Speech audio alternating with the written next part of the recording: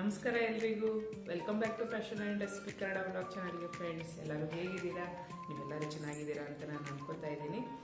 ಇವತ್ತು ಇನ್ನೊಂದು ರೆಸಿಪಿ ಜೊತೆ ನಿಮ್ಮ ಮುಂದೆ ಬಂದಿದ್ದೀನಿ. ಇದು ಒಂದು ಹೆಲ್ದಿ ರೆಸಿಪಿ, ಸೊ ಎಲ್ಲರಿಗೂ ಹೆಲ್ಪ್ ಆಗುತ್ತೆ ಅಂತೇಳಿ ಅಂದ್ಕೊಂಡಿದ್ದೀನಿ. ನಾನು ಹಾಕಿರೋ ಆಲ್ರೆಡಿ ಟೈಟಲ್ ನೋಡಿಬಿಟ್ಟು ನಿಮಗೆ ಗೊತ್ತಾಗಿರ್ಬೋದು ನಾನು ಯಾವುದರಿಂದ ಮಾಡ್ತಾ ಇದ್ದೀನಿ ಅಂತೇಳಿ.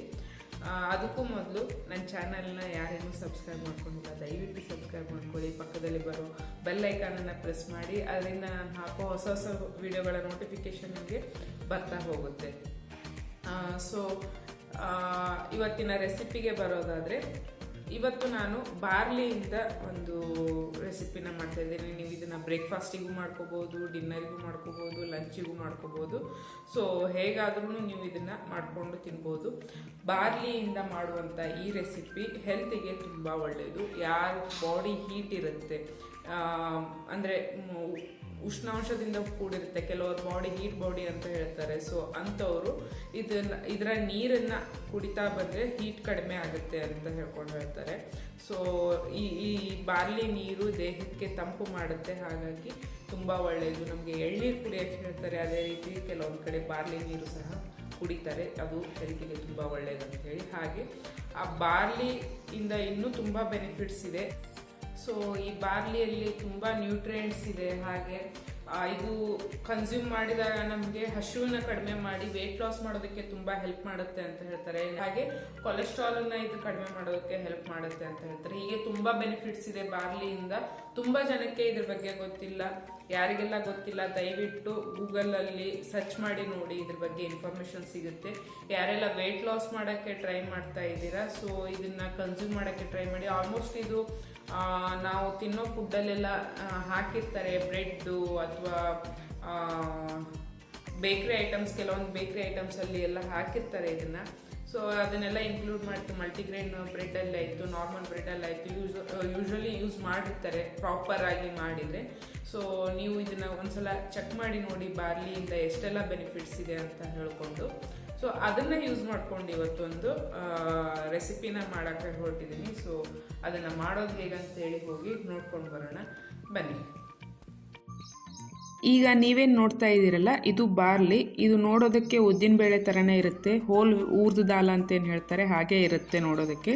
ಬಟ್ ಸಖತ್ ಡಸ್ಟ್ ಇರುತ್ತೆ. ಸೊ ಇದನ್ನು ಒಂದು 3-4 ಸತಿ ನೀರಲ್ಲಿ ತೊಳ್ಕೊಬೇಕು. ಯಾರಿಗೆಲ್ಲ ಗೊತ್ತಿಲ್ಲ ಅವರಿಗಾಗಿ ನಾನು ತೋರಿಸ್ತಾ ಇದ್ದೀನಿ ಝೂಮಲ್ಲಿ. ಸೊ ನೋಡ್ತಾ ಇದ್ದೀರಲ್ಲ, ನೀರು ಹಾಕಿದ ಕೂಡಲೇ ಹೇಗೆ ಕಸ ಎಲ್ಲ ಮೇಲೆ ತೇಲಿ ಬಂತಂಥೇಳಿ.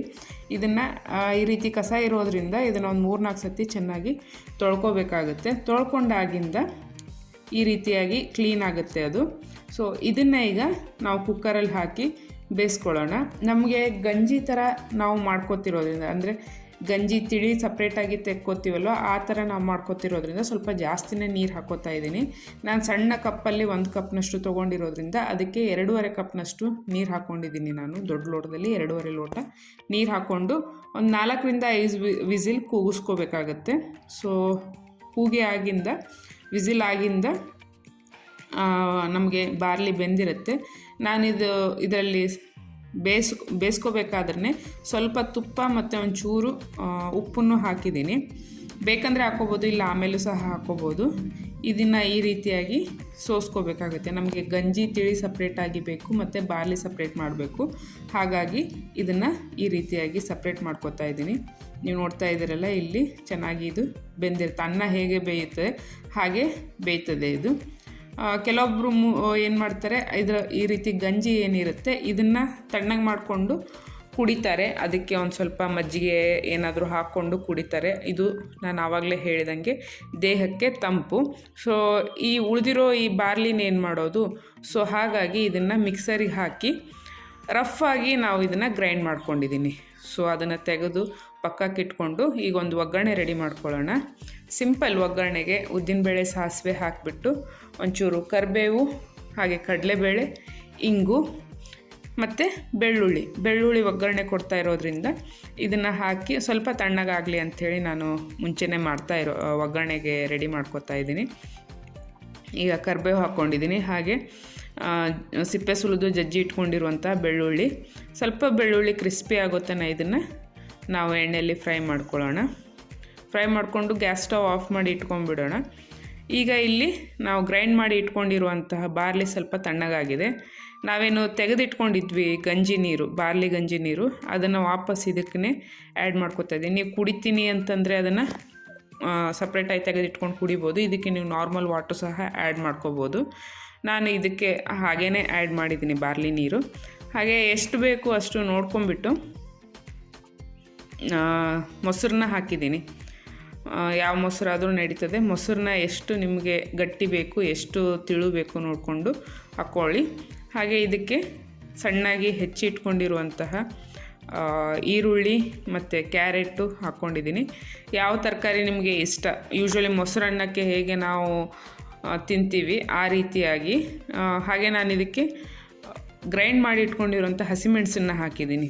ಸಣ್ಣಗೆ ಹೆಚ್ಚಿದರೆ ಯೂಶ್ವಲಿ ಬಾಯಿಗೆ ಸಿಗುತ್ತೆ. ಹೀಗೆ ಮಾಡೋದ್ರಿಂದ ಡೈರೆಕ್ಟಾಗಿ ನಾವು ತಿನ್ಬೋದು, ಎತ್ತಿಡುವಂಥ ಪ್ರಸಂಗ ಬರಲ್ಲ.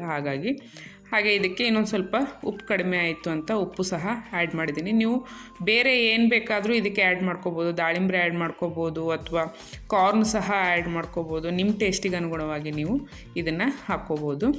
ಕೊನೆಯದಾಗಿ ನಾನು ಇದಕ್ಕೆ ಮಾಡಿ ಇಟ್ಟಿರುವಂಥ ಒಗ್ಗರಣೆನ ಹಾಕಿ ಮಿಕ್ಸ್ ಮಾಡ್ಕೋತಾ ಇದ್ದೀನಿ. ಬೇಸಿಗೆಗಾಲಕ್ಕಂತೂ ಹೇಳಿ ಮಾಡಿಸಿದಂತಹ ಒಂದು ರೆಸಿಪಿ. ಹಾಗೆ ಡಯಟಲ್ಲಿರೋರಿಗೂ ಸಹ, ವೆಯ್ಟ್ ಲಾಸ್ ಮಾಡ್ತೀನಿ ಅನ್ನೋರಿಗೂ ಸಹ ತುಂಬ ಒಳ್ಳೆಯದು. ಹಾಗೆ ಮೇಲಿಂದ ಸ್ವಲ್ಪ ಗಾರ್ನಿಷಿಂಗಿಗೆ ಕೊತ್ತಂಬರಿ ಸೊಪ್ಪು ಹಾಕಿದರೆ ನಮಗೆ ಬಾರ್ಲಿ ಗಂಜಿ ಅಥವಾ ಬಾರ್ಲಿ ಕರ್ಡ್ ರೈಸ್ ರೆಡಿ ಆಯ್ತಂತ ಹೇಳ್ಬೋದು. ನೀವು ಇದನ್ನು ಮನೆಯಲ್ಲಿ ಟ್ರೈ ಮಾಡಿ ಹೇಗಿತ್ತು ಅಂಥೇಳಿ ನನಗೆ ಕಮೆಂಟಲ್ಲಿ ತಿಳಿಸಿ. ತುಂಬ ಹೆಲ್ಪ್ಫುಲ್ ಆದ ಒಂದು ವಿಡಿಯೋ ಇದು. ಸೊ ಎಲ್ಲರಿಗೂ ಶೇರ್ ಮಾಡಿ ಅಂತ ಹೇಳ್ತಾ ಇವತ್ತು ಹೋಗಿ ಬರ್ತೀನಿ. ಮುಂದಿನ ವೀಡಿಯೋದಲ್ಲಿ ಸಿಗ್ತೀನಿ. ಅಲ್ಲಿವರೆಗೂ ಬಾಯ್.